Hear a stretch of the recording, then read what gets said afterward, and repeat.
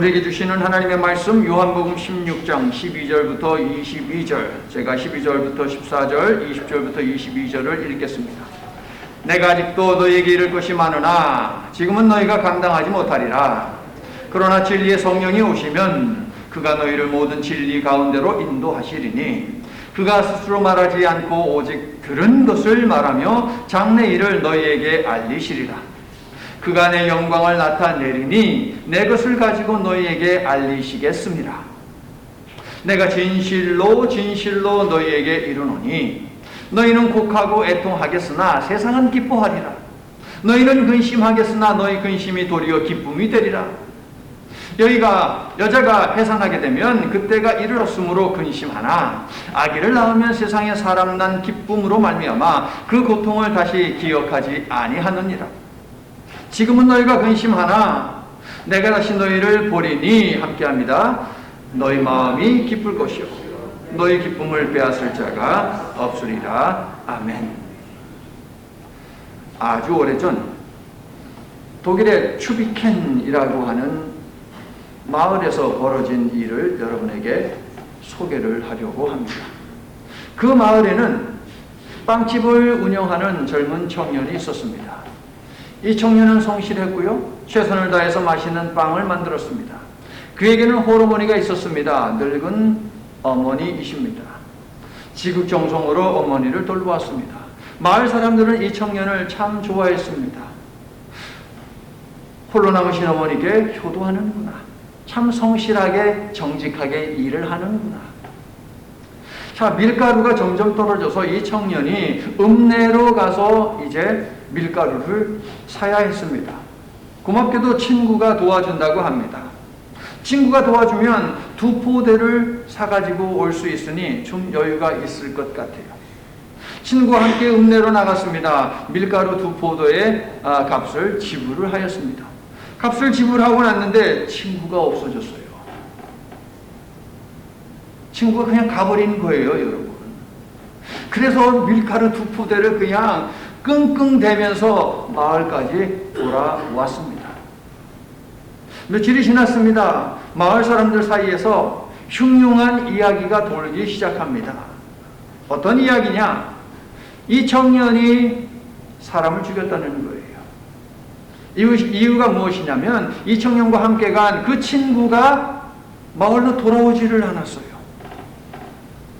하루를 기다립니다. 이틀을 기다립니다. 돌아오지 않으니 실종 신고를 하겠지요. 그런데 확인을 해보니까 이 청년이 그 친구와 함께 읍내에 가서 밀가루를 산 것을 목격한 사람들이 많아요. 그러면 이 친구와 함께 있었던, 이 빵집 주인과 함께 있었던 마지막 사람은, 그 친구와 함께 있었던 마지막 사람은 빵집 청년이 되겠지요. 사람들은 설마 하면서 말이 만들어지면서 얘가 바로 그 범인이야 라고 되는 거예요. 약속을 지키지 않은, 신실하지 않은 그 친구에게는 아버지가 있었는데 그 아버지가 튜비켄이라고 하는 마을의 유지였습니다. 상당한 재력을 가지고 있었습니다. 그래서 이 아버지가 빵집 청년이 자신의 아들을 죽였다라고 검찰에 고발을 하였습니다. 신고가 들어갔고 이 청년은 유치장에 갇히게 됩니다. 그리고 콜트데이를 기다립니다. 자, 법정에 섰습니다. 그런데 법정에 서기 전에 이 친구의 아버지가 무엇을 했느냐? 자신이 가지고 있는 돈을 가지고 사람들을 매수하고요, 법관들을 매수를 하였습니다.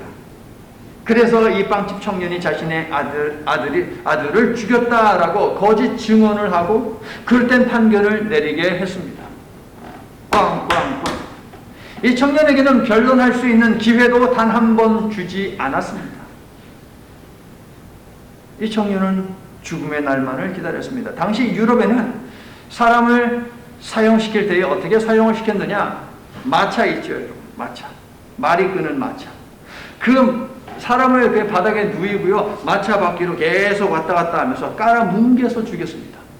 뼈가 부러지고요, 속에 있는 내장이 다 터져버리고요, 피를 철철 흘리고 그렇게 사람이 비참하게 죽어가는 처형을 했던 것입니다. 또 한 번 마을이 발칵 뒤집혀졌습니다. 실종됐던 그 청년이 노래를 부르며 마을로 돌아왔거든요. 이야기를 들어보니까 이 친구는 자기가 분명 밀가루 한 푸대 날라주겠다고 약속을 해놓고 나서 그게 싫어가지고 놀다가 왔어요. 아버지가 부자니까 돈이 많죠. 그 돈 가지고 흥청망청 탕자처럼 그렇게 놀다가 돈 떨어지니까 돌아오는 거예요. 그러면 법정에서 내가 봤습니다. 저 청년이 그 아들을, 그 집 아들을 죽인 것을 보았습니다. 라고 증언한 사람들은 도대체 뭡니까? 거짓말한 거네요. 모든 것이 다 드러났어요. 재판관도 돈을 먹고 증인들도 돈을 먹고 한 것이 모두 다 드러났습니다. 그러면 뭐합니까? 이 청년은 이미 죽었는데. 그리고 청년이 그렇게 비참하게 마차 바퀴에 밟혀서 죽어가는 것을 그 어머니가 보고 실신해버렸거든요. 이미 죽었잖아요. 마을 사람들은 분노했습니다. 그래서 그 청년을 죽인 그 마차를 찾아갔습니다. 마차 바퀴에는 여전히 청년의 피가 묻어 있어요. 그 마차 바퀴를 뺐습니다. 그리고 이 청년에게 사형을 언도한 그 법정에 가서 재판관들이 앉아있는 그 뒤쪽에다가 바퀴를 갖다가 걸어놨어요. 이유는 뭘까요? 저 바퀴를 보면서 부당한, 그릇된, 왜곡된, 매수된 재판을 하지 말아라 라고 하는 것을 각성시키려고 했던 것이죠. 물론 이 청년에게도 미안한 마음이 그 바퀴에는 담겨 있었을 것입니다. 예언자들이 활동하던 시대부터 유대 법정은 온통 돈이 판치는 법정이었습니다. 추비켄 법정처럼 유전무죄, 무전주죄. 돈이 있으면 죄가 있어도 죄가 없는 것이 되고 돈이 없으면 죄가 없어도 죄가 있는 것이 되는 그런 법정이 유대인의 법정이었습니다. 가난한 자들, 빽이 없는 자들에게 법정은 죄가 없어도 죄인이 되는 공간이었죠. 예수님의 제자들도 이러한 불의한 재판정에서 부당한 판결을 받아 핍박당하게 될 것입니다. 재판정 그림을 통해 세상과 교회의 관계를 말하고 있는 16장은 바로 이러한 배경 속에서 이해되어야 한다는 것이죠.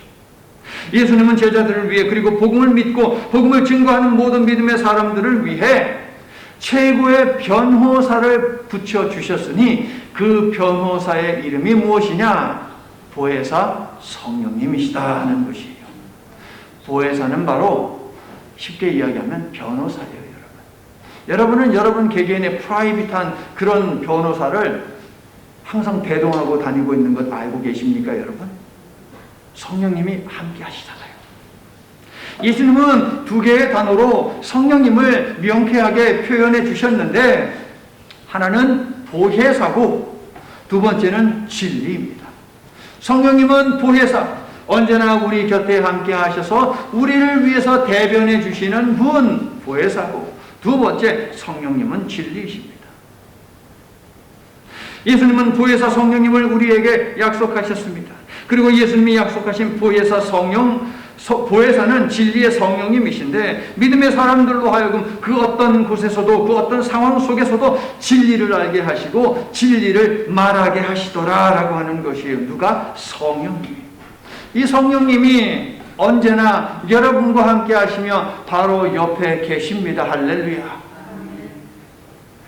공관복음에도 예수께서 제자들이 유대 법정에 끌려갈 것이다 라고 하는 것을 예고하고 있지요.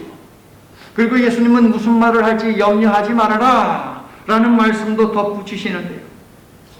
성령께서 제자들이 할 말을 알려주실 것이기 때문에 염려하지 말아라 하는 것이죠. 마태, 마가, 누가에 있는데 영어 설교 때는 마가복음을 읽었고 이제 마태복음에서 제가 좀 읽어드릴게요. 10장 17절에서 20절. 그들이 너희를 공회에 넘겨주겠고 그들의 회당에서 채찍질하리라. 또 너희가 나로 말미암아 총독들과 임금들 앞에 끌려가리니 너희를 넘겨줄 때에 어떻게 또는 무엇을 말할까 염려하지 말라. 그때 너희에게 할 말을 주시리니 말하는 이는 너희가 아니라 너희 속에서 말씀하시는 이 곧 너희 하나님의 너희 아버지의 성령이시니라.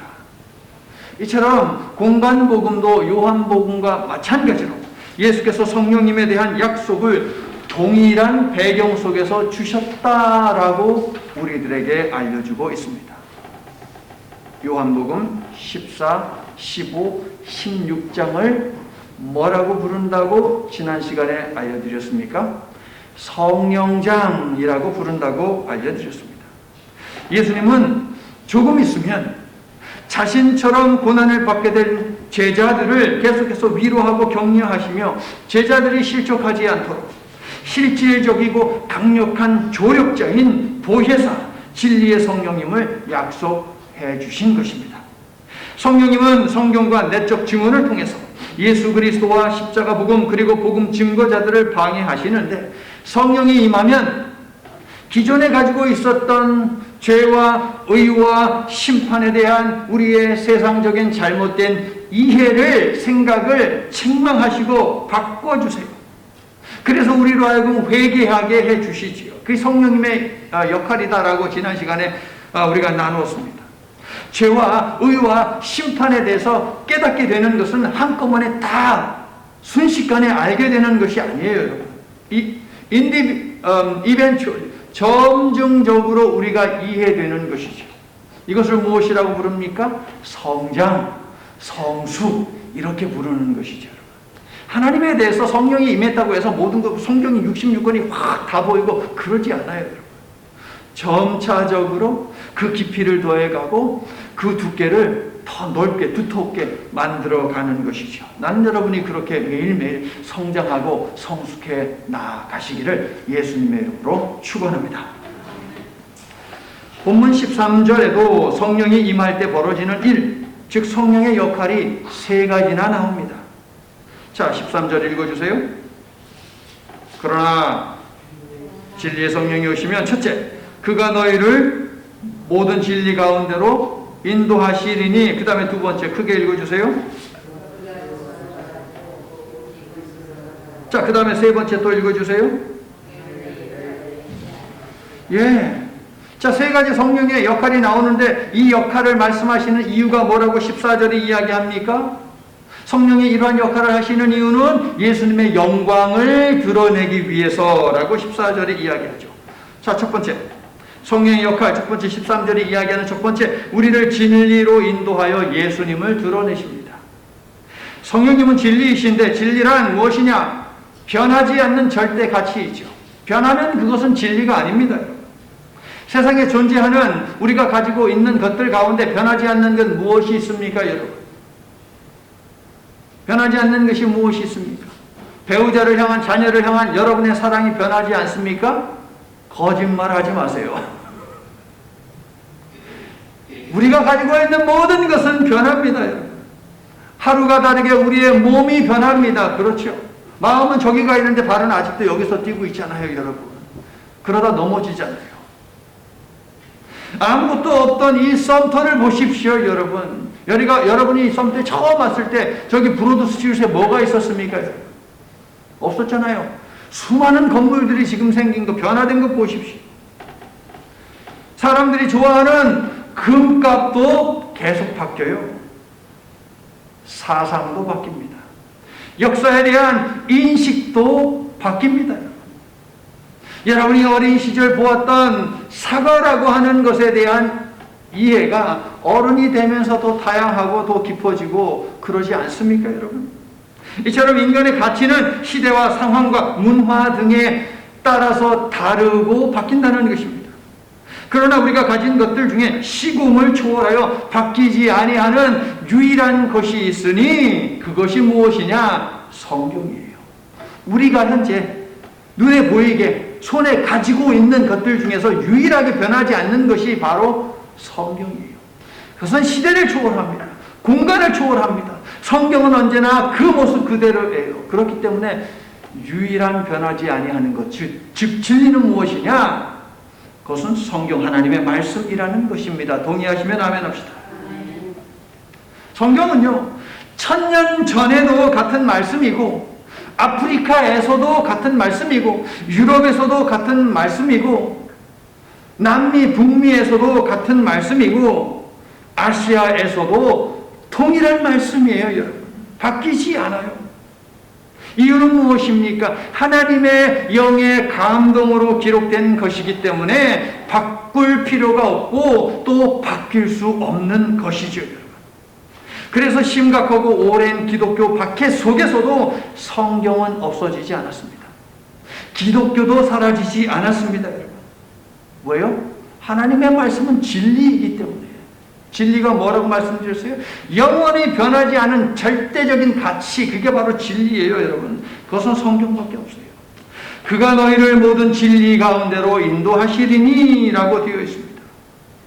성령님은요, 믿음의 사람들을 진리 가운데로 인도하시면서 환난과 핍박 중에도 그들로 하여금 진리의 말씀을 증거하도록 도와주셨고, 그래서 오늘날 우리가 성경을 손에 쥐고 함께 읽고 그 말씀을 통해서 때로는 눈물도 흘리고 그 말씀을 통해서 때로는 기뻐하고 위로도 얻게 되는 것 아니겠습니까, 여러분? 이 모든 것이 성령님의 역사입니다. 할렐루야. 두 번째 역할이요. 성령님은 자의로 말하지 않고 오직 들은 것만을 말함으로 예수님을 영화롭게 한다고 되어 있습니다. 그가 스스로 말하지 않고 오직 들은 것을 말하며 라고 되어 있죠. 성경 66권은요, 성령의 감동으로 기록이 되어 있기 때문에 무려 1400여 년의 시간 동안 서로 다른 시대와 서로 다른 상황과 공간 속에서 살던 40여 명의 저자들이지만, 그들에 의해서 기록된 것이 성경이지만 동일한 방향을 가리키고 같은 말씀을 하고 있다는 거예요. 동일한 성령님이 그 다른 지역에서 다른 시대를 살아온 사람들에게 역사했기 때문이죠. 인간의 문제가 아니라 성령님의 문제다라고 하는 것이에요, 하나님의 말씀은. 그러면 이 하나님의 말씀을 이해하기 위해서는 우리가 성령 받아야 한다는 거예요. 그래야지 엉뚱한 해석이 나오지 않는다 하는 것이겠죠, 여러분. 진리이신 하나님의 말씀이기 때문에 성경은 변하지 않고 결코 생명력을 잃지 않습니다. 이 사실을 믿으시면 아멘합시다. 예수님이 약속하시고 하나님이 보내신 진리의 성령님이 진리를 사수하고 계시니 당연히 성경 하나님의 말씀은 변하지 않더라 하는 것입니다. 할렐루야. 예수님은 자신이 아버지에게서 본 것과 들은 것을 그대로 증언한다라고 여러 차례 말씀하셨죠. 성령님도 마찬가지예요. 성령님도 성부, 성자, 하나님에게서 들은 것을 말씀하십니다. 15절을 보세요. 뭐라고 되어 있습니까? 그가 내 것을 가지고 너에게 알리시겠습니다. 성령이 자기 것을 이야기하는 게 아니고 예수님의 것을. 예수님은 누구의 것? 1장 18절 이야기했죠. 하나님의 품에 있는 분, 하나님의 품속에 있는 것을 그대로 자기의 품에 가지고 와서 이것을 드러내 보이신 것이 바로 예수님의 사역이다라고 요한은 우리들에게 그림 언어로 알려준다라고 제가 여러 차례 말씀드렸잖아요. 그 예수님 품속에 있는 하나님의 마음, 하나님의 계획, 하나님의 뜻, 이것을 성령님이 그대로 받아가지고 우리들에게 알려주신다라고 하는 것이 바로 15절이 우리들에게 시사하고 있는 부분입니다. 성령님은 예수님이 하나님에게서 받은 모든 것을 그대로 우리에게 말씀으로 알리시는 분인 것이지요. 사도 요한은 예수님의 말씀 자체로 오셨다고 했는데 진리의 성령님 역시 변하지 않는 절대 가치인 말씀, 바로 그 자체다라는 것이에요. 따라해 볼게요. 성령님은 말씀이다. 성령님은 말씀이에요. 자, 세 번째 역할은 무엇입니까? 그가 장래 일을 너희에게 알리시리라 라고 되어 있네요. 성령님은 과거나 현재의 일뿐 아니라 미래의 일도 가르침으로 예수님의 영광을 드러내십니다. 미래의 일을 드러낸다? 그러면 점을 잘 치게 하나? 사도행전에서 그렇게 오해한 마술사가 있었죠, 여러분. 돼지게 혼났습니다, 여러분, 그 사람. 자, 점을 잘 치게 한다라고 하는 그런 의미가 결코 아니지요. 그런 미신적인 의미가 아닙니다. 성령님은 좀 전에 말씀이다라고 여러분이 하지 않았습니까? 말이라고 하는 것은 무엇입니까? 말하는 사람의 인격입니다. 인격. 그러므로 성령님은 말씀이시다라고 하는 의미는 성령님은 인격체다라고 하는 것이에요, 여러분. 성령의 역사라고 할 때 많은 사람들이 오해하는 것이 무엇입니까? 막 귀신이 막 그냥 하고 쫓겨나는 그런 모습이 보여야만 성령의 역사래요. 누가 그냥 랄랄랄라 하면서 방언을 해야만 성령의 역사래요. 불치병이 고쳐져야만 성령의 역사라고 이야기합니다. 예언을 해야만 성령의 역사라고 그렇게들 오해합니다. 신비한 초자연적 현상이 일어나지 아니하면 그것은 성령의 역사가 없다라고 이야기들 해요, 여러분. 그런데 오해입니다. 틀린 생각입니다. 성령의 역사는 말씀을 깨닫게 하시어 말씀을 믿게 하고 말씀으로 인해 힘을 얻어 말씀대로 살게 하시는 인격적인 역사라는 것이에요, 여러분. 성령이 임하여 죄에 대하여, 의에 대하여, 그리고 심판에 대하여 알게 되고 깨닫게 되고 믿게 되니까 우리는 죄를 인정하고 십자가로 허락하신 그 의를 붙들게 되고 심판을 준비하게 된다는 것이에요, 여러분. 마치 카메라에 초점을 맞춰야만 여러분 사진을 찍지 않습니까? 그렇죠? 성령이 임해야만 우리의 초점이 성경에 바로 잡히게 되고 성경이 이야기하는 죄는 무엇이냐, 성경이 이야기하는 의는 무엇이냐, 또 심판은 무엇이냐라고 하는 것이 뚜렷하고 선명하게 보인다는 것이죠. 그러므로 성령이 임한다라고 하는 것은 이렇게 표현할 수 있습니다. 카메라에 초점이 맞춰진다. 여기서 카메라는 뭐예요? 네, 눈이겠지요. 이 눈 말고 심령, 영적인 눈. 영적인 눈이 성령께서 가리키시는 그것에 초점을 확실하게 맞춘다라는 것이 성령의 임재라는 것입니다. 그러므로 성령을 받지 못한 사람은 결코 이해할 수 없어요. 생각해 보십시오. 병들어도 실패해도 망해도 슬퍼하지 않고 욕하지 않고 비관하지 않는 그런 사람을 세상의 그 어떤 상식을 가지고 세상의 그 어떤 지식을 가지고 이해할 수 있단 말입니까, 여러분? 이해할 수 없죠, 여러분. 너는 도대체 뭐가 그렇게 즐거워서 맨날 콧노래 부르고 웃고 있니? 라는 이야기가 들리지요, 여러분. 믿음의 사람들에게는 시공을 초월하여 변하지 않는 한 가지 공통된 기준, 공통된 잣대가 있으니 그것이 바로 진리이고 바로 하나님의 말씀이라는 것이에요. 잣대가 바뀌는 것이에요. 기준이 바뀌는 것이에요. 세상적인 지식과 과학적인 안목이 그동안 내 중심을 잡고 사물을 판단하고 사건을 이해했다면 예수 믿고 나서는 이제 그게 바뀌는 거예요. 하나님의 말씀이 오늘 이 사건을, 내가 지금 보고 있는 이 사물을 뭐라고 이야기하고 있느냐라고 하는 것에 대해서 우리의 관심이 바뀐다고요, 여러분. 나는 성령이 여러분에게 임해서 여러분의 잣대가 바뀌고 그래서 여러분의 관점이 바뀌어 나아갈 수 있기를 예수님의 이름으로 축원합니다. 성도 여러분, 유일한 절대 기준인 말씀으로 인해 우리는 어제를 살았습니다. 오늘을 살고 있습니다. 그리고 내일을 살 것입니다. 그렇기 때문에 내어드리는 것이 아깝지 않고 그래서 선교를 하는 것이죠. 심지어 내가 가지고 있는 이 생명도 아낌없이 내어드리는 순교도 감당할 수 있는 것이에요. 성령이 임할 때에라야만 가능한 일이죠. 순간의 어려움 때문에 잠시 속상해할 수 있습니다. 잠깐 근심할 수 있습니다. 그러나 영원히 우리는 좌절하지 않아요. 좌절의 시간이 영원하지 않아요. 우리 믿음의 사람들에게는 성령님이 계시기 때문에. 맞습니까? 아멘? 아멘이 되지 않는다면, 쉽게 아멘이 나오지 않는다면 아직까지 기준이 나인 것이에요. 아직까지 그동안 내가 습득했던 지식과 경험, 이것이 중심인 것이에요.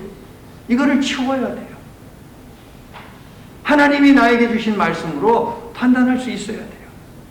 나는 성령이 임하여 여러분의 생각과 감정과 언어 그리고 판단과 행동의 기준이 온전히 말씀으로 바뀌게 되기를, 그래서 무너지는 인생이 아닌 승승장구하는 인생을 사시기를 예수님의 이름으로 강력히 축원합니다.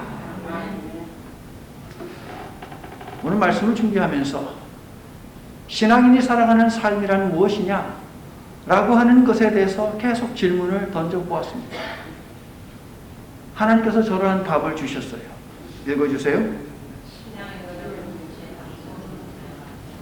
신앙 여정은 재방송입니다. 시대와 장소에 따른 무대가 다르고 무대에 선 인물만 다를 뿐, 세계 어느 나라에 살든 어떤 시대를 살든 성도는 모두 재방송 인생을 사는 사람들이에요, 여러분. 2021년 미국 사우스캐롤라이나 썸터에서 신앙생활을 하고 있는 우리의 신앙 여정 역시 무엇이냐? 뭐예요? 재방송이에요, 재방송, 여러분. 본문 16절부터 19절을 얼른 보세요, 여러분. 16절부터 19절 얼른 눈으로 한번 싹 봐보세요. 사도 요한이 좋아하는 숫자 7이 있어요.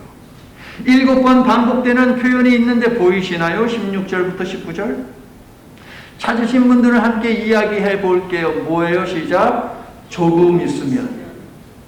이게 7번 반복이 돼요, 여러분. 이 표현은 시간을 강조하죠. 조금 있으면. 이 시간을 강조하는 것이에요. 제자들은 예수님이 조금 있으면이라고 말씀하시자 귀가 솔깃했어요. 왜 그랬을까요? 조금 있으면 이것은 한 달의 시간이 아닙니다. 일주일의 시간도 아닙니다. 일반적으로 조금 있으면이라고 하는 것은 듣는 사람으로 하여금 금방, 이제 곧, 잠시 후, 이처럼 하루를 넘기지 않는 짧은 시간을 기대하게 하는 말이기 때문에 제자들의 귀가 솔깃했던 것이지요. 예수님이 고난을 당하고 떠나신다는 것은 제자들에게 고통이지만 그것은 잠깐일 뿐, 조금 있으면 제자들은 부활의 주님과 재회를 하게 될 것입니다. 십자가는 고통이지만 부활이에요. 십자가는 죽음이지만 영생이에요. 믿으시면 아멘 합시다.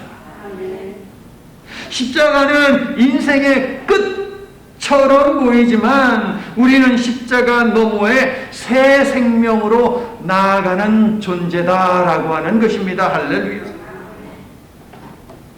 이것이 십자가의 신비이고 십자가의 원리입니다. 십자가를 짊어진 믿음의 사람들에게는 십자가를 벗을 날이 조금 있으면 반드시 오게 됨을 믿으시기를 축원합니다.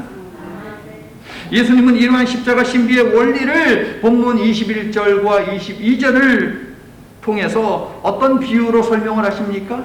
여인의 해산 비유로 설명을 하십니다. 산구의 고통을 경험하게 될 것이 두렵고 산통은 너무나도 괴로운 것이죠. 하지만 조금 있으면 새로운 내 생명을 만나게 될 그 기쁨을 생각하며 이 땅의 모든 엄마들은 모진 고통을 참아냈습니다. 맞습니까? 남자인 제가 이런 말을 하니까 안 믿어지세요? 여러분이 경험했잖아. 제자들도 조금 있으면이라고 하는 이 원리를 기억함으로 고난을 이겨내야 하는 것이죠. 우리도 마찬가지예요.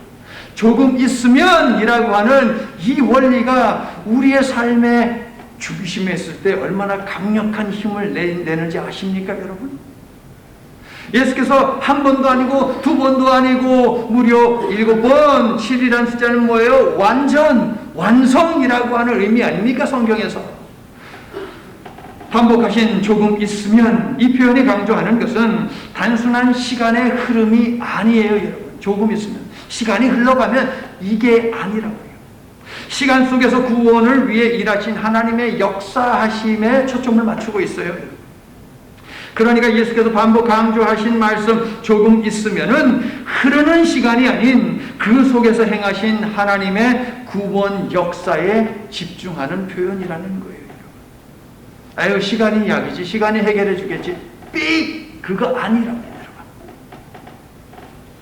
그러므로 우리는 7번 반복하신 조금 있으면 이 표현을 통해서 시간의 길이가 아닌 하나님의 역사하심을 볼 수 있고 붙들 수 있어야 한다는 것이에요, 여러분. 조금 있으면 시간의 흐름 속에 가고 있는 시간이 아닌 위로부터 임하는 시간, 구속을 위해 다가오고 있는 시간, 그것이 바로 저와 여러분을 위한 조금 있으면이라고 하는 시간이에요, 여러분. 사랑하는 성도 여러분, 그러므로 나는 여러분의 삶에 실패가 있고 절망이 있고 아픔이 있고 이별이 있을 때에 시간의 흐름 속에서 예수님의 다시 오심을 기다리기만 하는 수동적인 운명론자가 되지 않으시기를 바랍니다. 예수님이 재림하실 날, 부활과 영생을 누릴 날을 능동적으로 미리 당겨서 지금 여러분의 삶 속에서 회복의 기쁨, 새 생명의 환희를 갖고 감사하며 살 수 있기를 예수님의 이름으로 축원합니다. 이어지는 20절부터 28절에는 그때, 그날, 때라는 시제에 관한, 시간에 관한 또 다른 표현들이 여러 번 나옵니다. 자, 여기서 말하는 이 시간은요, 인간의 제한된 시간, 인간이 예상하고 희망하는 시간, 크로노스가 아닙니다. 우리가 가지고 있는 크로노스 시간이 아니에요. 하나님의 계획에 따라 움직이는 위로부터 임하는 하나님의 시간, 카이로스입니다. 그리스 사람들에겐 두 개의 다른 시간이 있다고 여러 번 말씀드렸어요. 우리가 가지고 있는 시간, 오늘 2021년 8월 1일 지금 현재 시간 오전 12시가 이제 오전 11시 57분. 이게 바로 크로노스의 크로노스. 그런데 하나님이 역사하시는 시간은 이 시간, 인간의 시간에 맞춰서 역사하는 것이 아니라 하나님이 정하신 그 시간, 그게 바로 카이로스. 그 시간 계획하신 그대로 반드시 이행하십니다. 그때, 그날, 때. 자, 이런 시간은 성령이 임하여 부활과 영생에 대한 확신과 소망으로 가득 차고, 그래서 고난 중에도 기쁨으로 충만하게 되는 시간이라는 것입니다. 그러므로 성도 여러분, 우리에게는 오늘이라는, 당장이라는 시간적 한계에 갇히지 않는 믿음이 필요하겠다 하겠습니다. 하나님, 나 급해요 라는 기도는 이제 그만. 아시겠죠? 하나님의 시간에 맞추어서 나에게 필요한 것을 반드시 주실 줄로 믿습니다. 다음 시간에 제가 다음 주에 강조하겠지만, 우리에게 부활신앙이 있으면 부활신앙이 우리의 심령에 꽉 채우기 이전과 이후의 기도는 달라져야 하는 것이에요.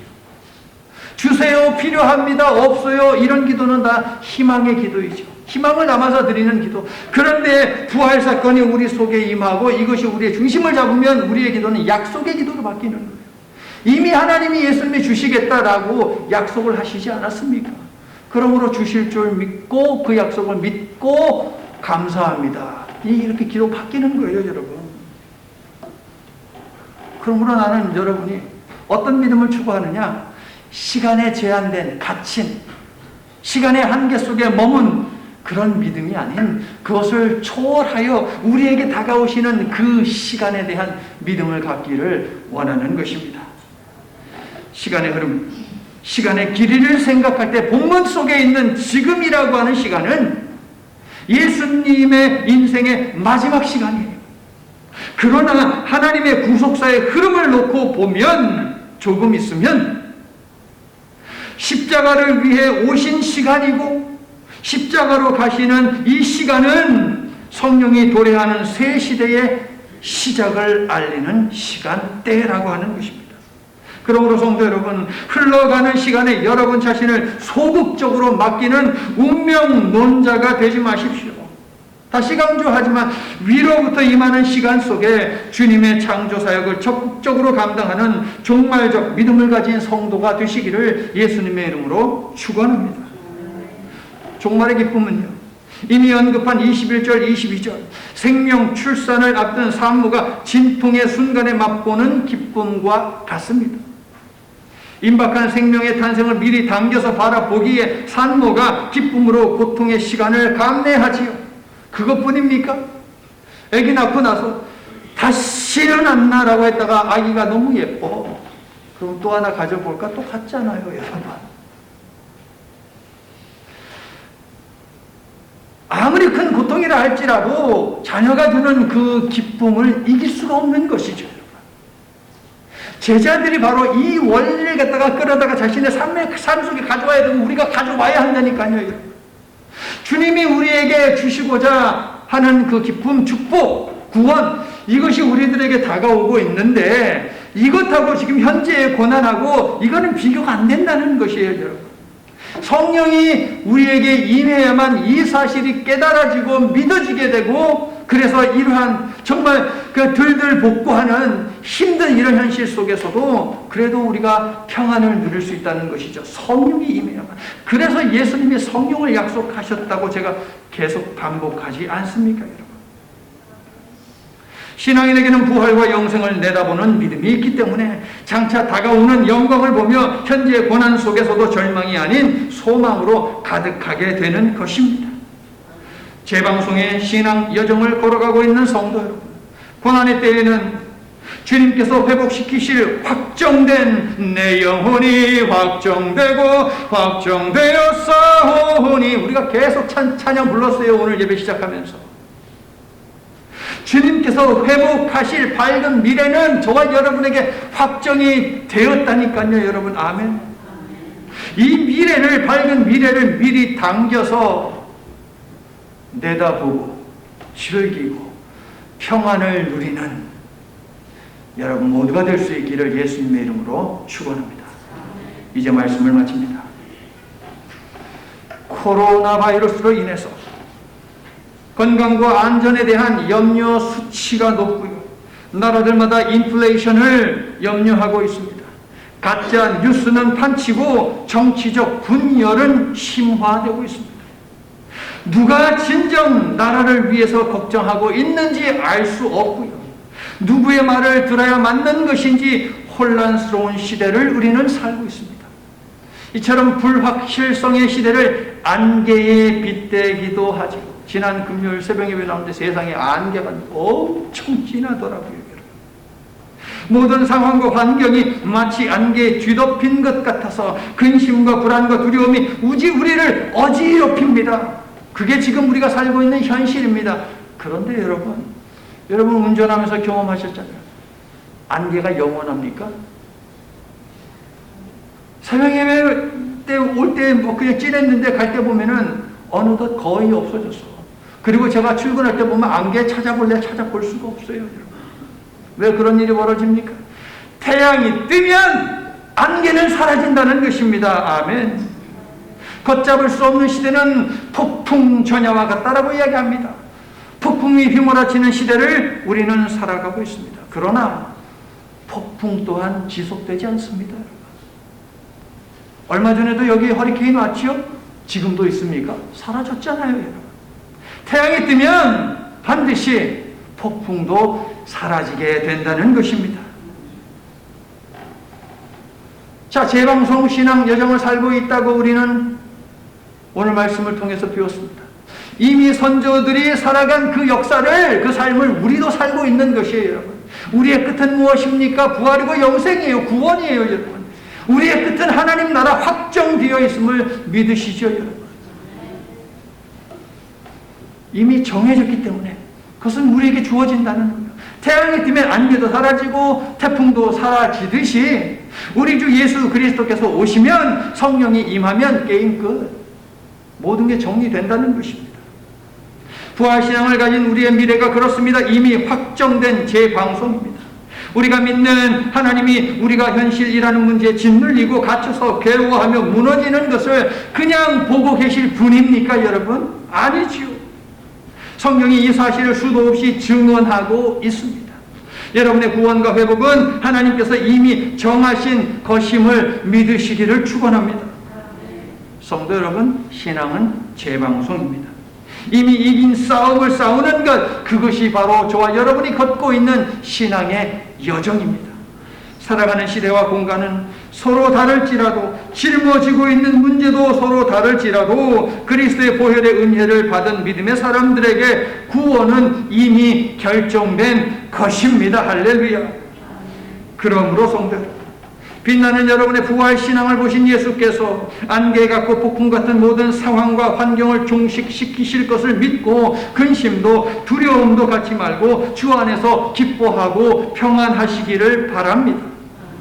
지금 당장 괴롭거든 조금 있으면 여러분이 누릴 치유와 회복과 구원의 감격을 앞당겨서 힘을 얻는 우리 모두가 될 수 있기를 나사렛 예수 그리스도의 이름으로 간절히 축원합니다. 사랑의 하나님, 안개와 같고 폭풍도 넘나드는 세상살이를 하면서 성령님이 우리와 함께 하신다는 사실을 잊지 않는 저희가 되도록 도와주시옵소서. 그래서 어떤 순간에도 우리의 심령은 무너지지 않고 성령님의 도움을 받아 다가오고 있는 구원의 손길을 보고 그 손길을 날마다 체험하도록 은혜를 내리워 주시옵소서. 예수님 이름으로 기도드립니다. 아멘.